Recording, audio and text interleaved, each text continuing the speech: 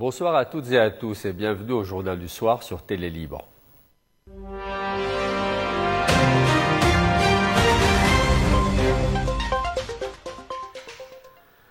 Une frappe israélienne a visé une voiture sur la route principale reliant Saïda à Tyr. Selon le ministère de la Santé publique, la frappe menée par un drone israélien dans la localité de Baïsarié a fait un mort. Et selon des sources locales, le conducteur, identifié comme Abou Ali Samir Faki, responsable de l'association Khuddam à l'imam el-Hussein, soit des serviteurs de l'imam el-Hussein, a été tué sur le coup. La route, très fréquentée, a été bloquée pendant plusieurs heures, provoquant un embouteillage monstre. Cette attaque s'inscrit dans une série de frappes israéliennes survenues au cours de ce week-end. 5 personnes ont été tuées ces derniers jours, alors qu'Israël accuse le Hezbollah de se réarmer. À Beyrouth, la visite d'un haut représentant du Trésor américain suscite de vives réactions. Le Premier ministre, Nawaf Salam, a reçu le responsable américain Sebastian Gorka, accompagné d'une délégation spécialisée dans la lutte contre le terrorisme et le blanchiment d'argent. Mais selon plusieurs sources, le ton du dialogue a été particulièrement ferme, le Trésor américain se disant insatisfait de la coopération libanaise, notamment sur le dossier du Hezbollah. Le Premier ministre Nawaf Salam a accueilli au Grand Sérail une délégation du département du Trésor américain, conduite par Sébastien Gorka, et le sous-secrétaire au Trésor pour les affaires du terrorisme John Hurley. Au cœur des discussions, les mesures contre le blanchiment d'argent et le financement illégal, un dossier sous surveillance internationale depuis plusieurs mois. En effet, Washington réclame des résultats concrets pour stopper la fuite des capitaux et la circulation de fonds non déclarés à travers le système bancaire libanais.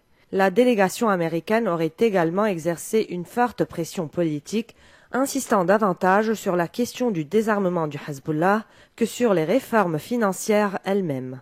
La délégation aurait aussi exprimé son mécontentement face à la gestion du dossier de la banque Al-Qard Al-Hassan, structure financière liée au Hezbollah et déjà sous sanctions américaines. Pour le gouvernement libanais, le défi reste immense. Rassurer Washington tout en évitant un affrontement politique intérieur. Le Premier ministre a réaffirmé l'engagement de son gouvernement à renforcer la transparence financière et à coopérer avec les institutions internationales. Entre pression politique et urgence économique, la visite du Trésor américain rappelle que le Liban reste sous étroite surveillance. Et pour Beyrouth, le compte à rebours est lancé. Prouver sa crédibilité avant que les sanctions ou l'isolement ne s'intensifient.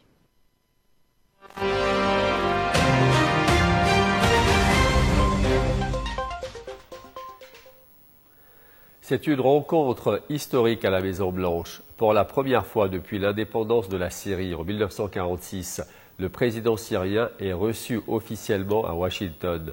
Donald Trump accueille Ahmad al-Sharaa, ancien chef de guerre islamiste devenu chef d'État, pour consacrer une nouvelle alliance stratégique entre les États-Unis et Damas. C'est un événement sans précédent depuis près de 80 ans. Donald Trump reçoit Ahmad al-Sharaa à la Maison-Blanche. Une image inimaginable il y a encore un an, lorsque le Syrien figurait sur la liste noire du FBI. L'ancien chef du groupe Hayat Tahrir al-Sham, ex-branche syrienne d'Al-Qaïda, a pris le pouvoir à Damas en décembre 2024, après la chute de Bachar el-Assad. En moins d'un an, il a rompu avec son passé djihadiste, ouvert son pays à l'Occident et tendu la main à ses anciens ennemis régionaux. Cette visite marque le point culminant de ce retournement diplomatique. Les deux dirigeants doivent signer un accord d'adhésion de la Syrie à la coalition internationale anti-djihadiste dirigée par Washington. Donald Trump estime que c'est un nouveau chapitre pour la Syrie, pour le Moyen-Orient et pour la paix. Les États-Unis envisagent d'installer une base militaire près de Damas, officiellement pour coordonner l'aide humanitaire et surveiller la frontière israélo-syrienne. Une mesure symbolique d'un rapprochement inédit après 13 ans de guerre civile et plus de 216 milliards de dollars de destruction selon la Banque mondiale. Vendredi, Washington a levé le nom d'Al-Sharaa de la liste des terroristes, suivi d'une décision similaire du Conseil de sécurité de l'ONU. Pour les analystes, Trump veut montrer qu'il peut transformer un ancien ennemi en allié stratégique. Il considère que Trump présente Sharia comme un dirigeant pragmatique, un partenaire sous supervision américaine et saoudienne. Mais cette alliance soulève déjà des inquiétudes. Les forces démocratiques syriennes, dominées par les Kurdes, craignent d'être marginalisées tandis que les négociations de Damas avec Israël divisent encore la région. La rencontre Trump-Sharia marque le début d'une ère nouvelle où les lignes entre ennemis et alliés semblent plus floues que jamais. Washington espère y voir un pas vers la stabilité. Mais pour beaucoup, c'est aussi le pari le plus risqué de la diplomatie américaine au Moyen-Orient.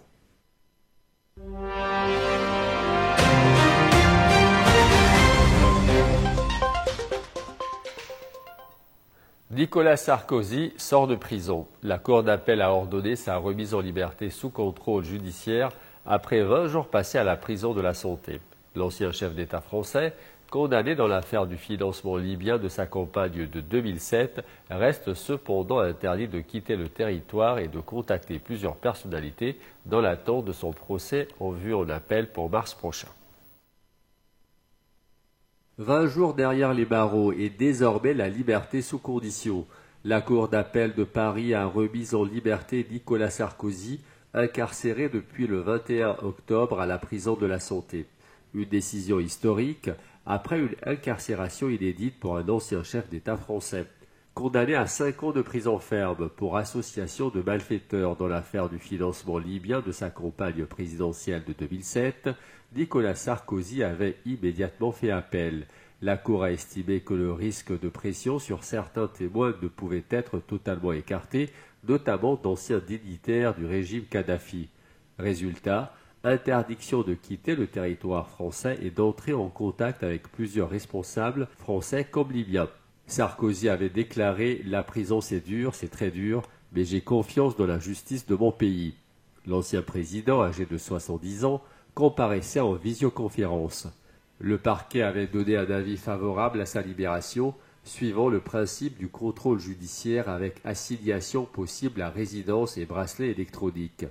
Mais l'affaire reste explosive, elle touche au cœur du pouvoir entre politique, diplomatie et argent libyen.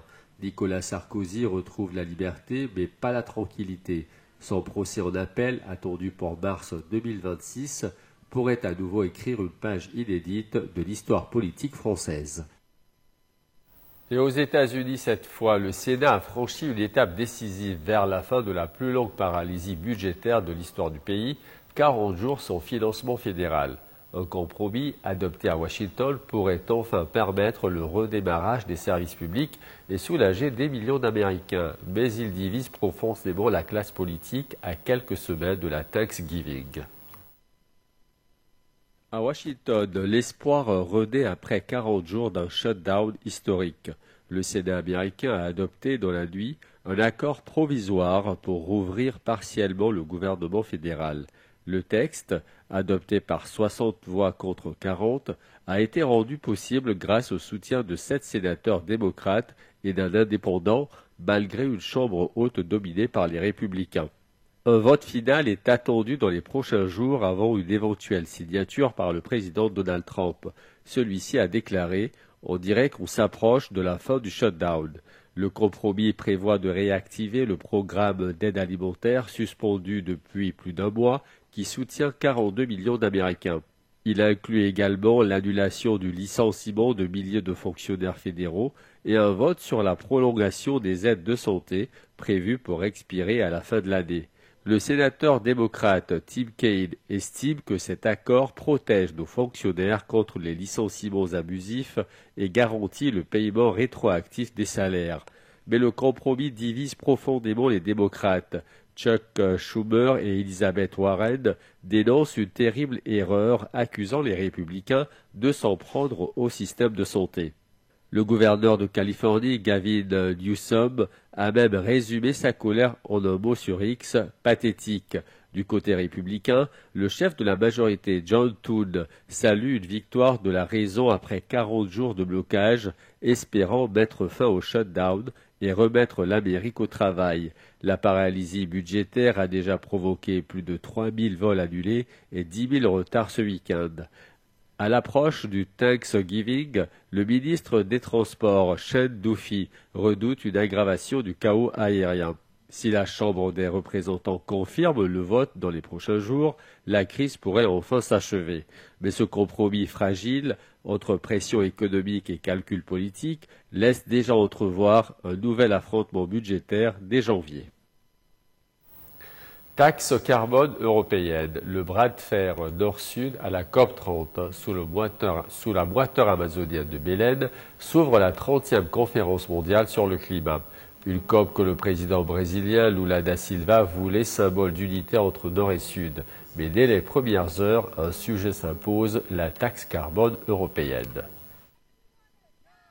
Derrière son nom technique, le mécanisme d'ajustement carbone aux frontières, ou CBAM, se cache une mesure phare de la politique climatique de l'Union européenne.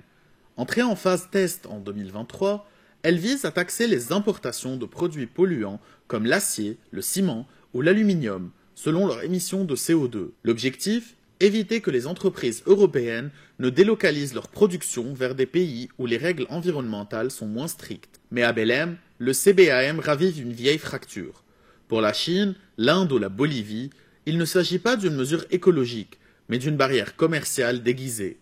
Ces pays dénoncent une politique imposée par le Nord industriel au détriment du Sud en développement. À la COP30, la question du CBAM s'invite à l'ordre du jour, à la demande d'un groupe de pays mené par Pékin et New Delhi. Un débat qui menace de détourner les discussions des autres sujets urgents, le financement du climat, la protection de l'Amazonie ou encore la sortie des énergies fossiles. Pour calmer les tensions, certains experts suggèrent que l'Europe reverse une partie des revenus de la taxe aux pays du Sud pour financer leurs projets de décarbonation. Outre-Atlantique, Donald Trump s'en est déjà pris au CBAM, qu'il juge hostile aux entreprises américaines. Dans les rues de Belém, les 50 000 participants de la COP découvrent une logistique chaotique, mais un décor symbolique. L'Amazonie, poumon vert de la planète.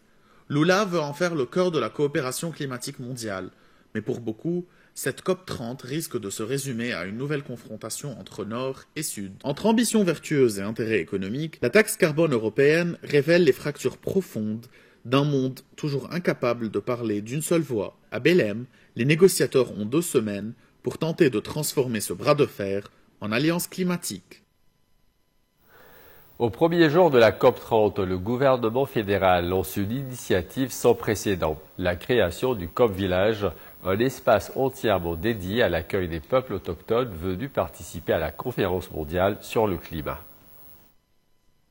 C'est une première historique. En 30 ans de conférence, la COP n'avait jamais autant considéré les peuples autochtones. Ce village, baptisé Aldea COP, sera installé au sein de l'Université fédérale du Pará, à l'école d'application, un site de plus de 72 000 m², dont près de 15 000 de bâtiments déjà existants. Là, tout a été pensé pour accueillir les délégations dans de bonnes conditions. Des salles climatisées, des laboratoires, une cafétéria, des services médicaux, des terrains de sport et même des espaces de repos et de réunion. L'objectif est ambitieux, permettre la plus grande participation autochtone de l'histoire des COP. Environ 3 000 représentants des peuples indigènes du Brésil et d'autres pays y seront hébergés. Parmi eux, près de 1000 obtiendront une accréditation pour la Blue Zone, le cœur officiel des négociations de la Convention des Nations Unies sur le climat. Les autres prendront part aux activités de la Green Zone, ouverte à la société civile, et au sommet des peuples, où se tiendront les mouvements sociaux et ONG. La programmation culturelle et politique respecte les spécificités et les traditions de chaque peuple.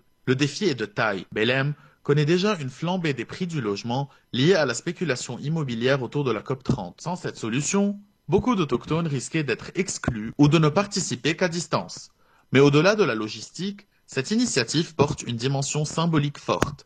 Elle marque la volonté du Brésil de placer les peuples de la forêt au cœur des discussions climatiques, non plus comme simples témoins, mais comme acteurs essentiels dans la défense de la biodiversité, des territoires et de la justice environnementale. En 2025, à Belém, l'Amazonie ne sera plus seulement le décor de la COP30, elle en sera l'âme vivante. Et grâce au COP Village, les voix autochtones auront, plus que jamais, leur place à la table du climat. C'est ainsi que se termine ce journal. Merci à vous de votre fidélité et à très bientôt.